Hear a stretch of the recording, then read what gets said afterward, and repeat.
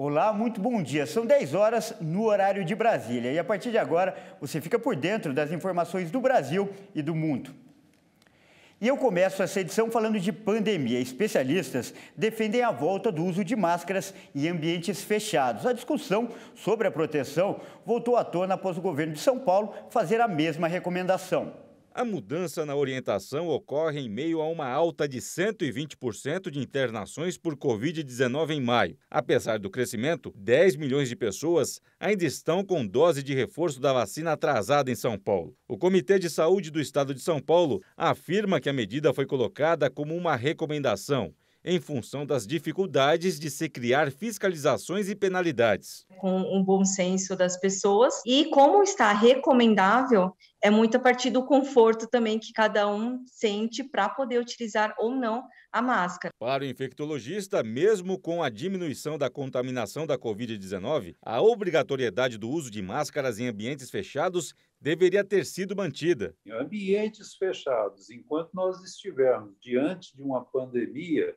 é sensato continuar usando máscara, sim, tanto para a redução da transmissibilidade, como também para que a gente possa proteger as pessoas que são mais suscetíveis à doença, que pode ter complicações. Esta escola estadual, que fica na zona norte de São Paulo, manteve os protocolos de segurança do início da pandemia, como o uso de máscara, o distanciamento social e a higienização das mãos com álcool em gel. E, segundo a diretora, isso foi fundamental para que a unidade não registrasse contaminações com Covid-19. Esses protocolos nos trouxeram uma certa tranquilidade, não tivemos que fechar a escola em nenhum momento, respeitando essas orientações. Aqui, grande parte dos alunos só retira a máscara na hora do recreio. O Arthur não sai de casa sem ela. Para a pessoa não pegar coronavírus, para a pessoa não sentir algo ruim. E as máscaras protegem também de outras doenças típicas desse período de meio de ano. Nessa época do ano, nós temos um aumento de vírus respiratórios, de um modo geral.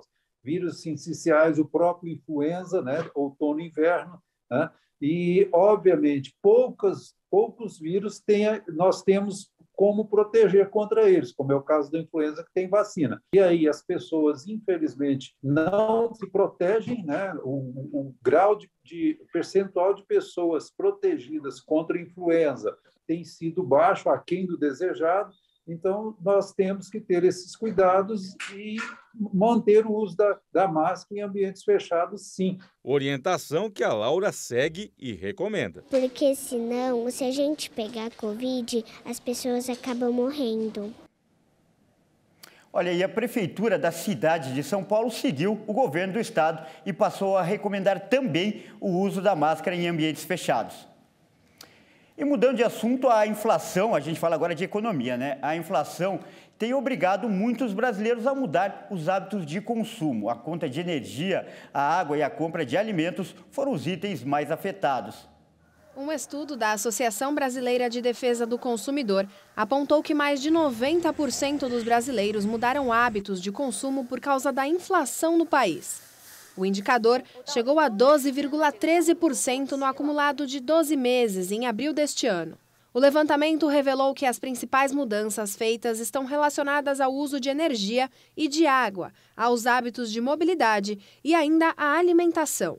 Mais de 40% dos entrevistados declararam que têm dificuldades em pagar as contas de luz e de gás. Uma das soluções adotadas por 70% das pessoas é desligar aparelhos eletrodomésticos e usá-los com menos frequência para economizar energia. Em relação à água, 41% já fazem racionamento, tomando banhos mais curtos para diminuir os custos. A pesquisa ainda mostrou que 44,5% dos brasileiros passaram a evitar o uso de carro por causa do aumento do preço do combustível. Uma alternativa foi o uso de bicicletas, adotado por cerca de 33% dos entrevistados. O uso do transporte público também foi citado como forma de evitar gastos com deslocamento.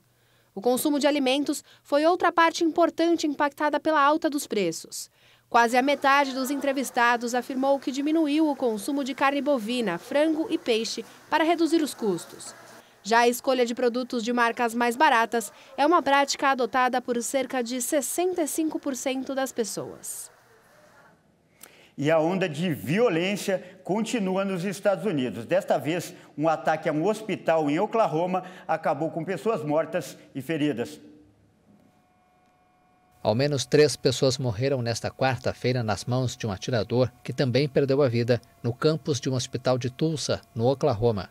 A polícia não especificou se o agressor, que estava armado com um rifle, foi baleado por agentes de segurança ou se suicidou. O capitão da polícia, Richard Muhlenberg, afirmou que agentes se referiram à cena como catastrófica, com várias pessoas baleadas e múltiplos feridos. O incidente é o mais recente de uma série de ataques mortais praticados por homens armados no último mês nos Estados Unidos. Em 14 de maio, um supremacista branco matou 10 pessoas, a maioria delas negras, em um supermercado de Buffalo, em Nova York. 10 dias depois, um jovem com um fuzil AR-15 invadiu uma escola em Uvalde, no Texas, e matou 19 crianças e 2 professoras, até ser abatido por policiais. Olha, e agora uma notícia preocupante. Pela primeira vez em mais de 30 anos, o número de matrículas nas universidades federais brasileiras caiu. A informação foi divulgada pelo Censo de Educação do Ensino Superior. Entre 2019 e 2020, a quantidade de estudantes nas universidades federais caiu de 1.300.000 para 1.200.000. A última vez que isso aconteceu foi em 1990. Junto com essa queda no número, também aumentou o abandono dos estudos. Cerca de 270.000 estudantes suspenderam a graduação por tempo indeterminado. E olha só, ainda falando de educação, olha que interessante essa história. Um homem de 78 anos esperou por 6 décadas para finalmente poder pegar pelo diploma do ensino médio. E o motivo de tanta espera foi uma dívida, olha só, de $4, o que dá aproximadamente R$20. O caso aconteceu na Califórnia.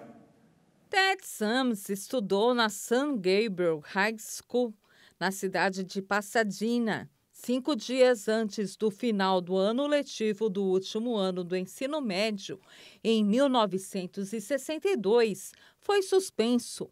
Por conta disso, perdeu uma prova importante e teve que realizá-la durante as férias de verão.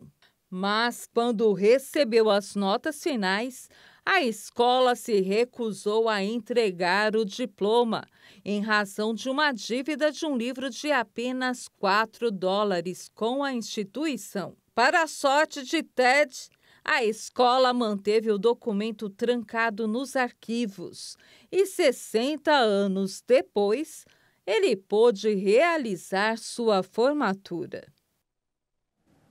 Pois é, nunca é tarde para realizar um sonho. E essa edição fica por aqui, mas continue ligado porque às 11 horas eu volto com mais notícias para você. Até mais!